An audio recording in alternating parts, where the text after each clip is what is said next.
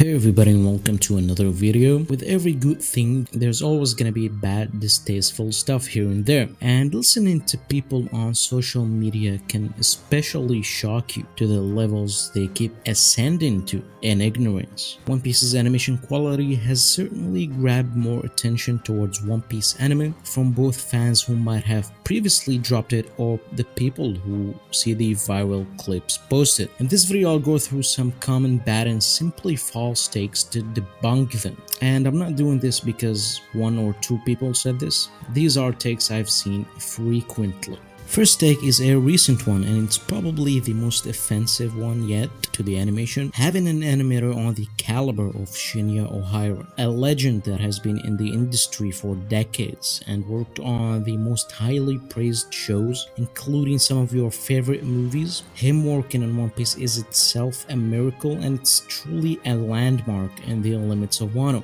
It is not a take that should be debunked because anyone who knows what animation is should be able to see the difference. Apparently, this scene in One Piece episode 1072 was made by AI, and it's an obvious, horrible, objectively false take. To call the work of a legend like Shinya Ohara AI is very disrespectful. What shocked me the most is the amount of people saying this. I went to YouTube comments and there's too many people saying this and everyone is agreeing. It's honestly shocking. Both Ohara and Ota draw in a very stylish yet distorted way. The lines are always moving in messy yet appropriate direction. It requires high level mastery to be able to do this. And even Ohara posted one of his frames of the episode in pure hand-drawn fashion. So if you think the same anime animating Kaido in 2D most of the time will resort to something as low as AI, you need to think before you speak. Otherwise,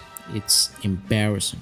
Maybe these kinds of takes exist because Wano's animation is reaching a level beyond the human eye. I don't know. A similar case is how many people call the work of Vincent Chansard CGI. Because of his three-dimensional approach and volume in movement with absurd details, if this is CGI, then CGI has ascended. We've seen Vincent's Gengas before, and if you still insist that his work is CGI, you're beyond help. At this point, this isn't even exclusive to Vincent Chansard. Any shot with three-dimensional elements or good texture is called CGI for some reason. Another common bad take is pretending the animation is bad because the show isn't very strict with one style. Some shows completely bury the animator styles under very strict corrections. One Piece allows more freedom to the animators to a certain extent, and it's one of the reasons Wano has been a magnet for a lot of great animators, and it's also one of the reasons we get very unique scenes leaving us in awe. Of course, this doesn't mean every animator's style remains regardless. Animation directors still do their work and correct these drawings, but what I like is how flexible they can be with it.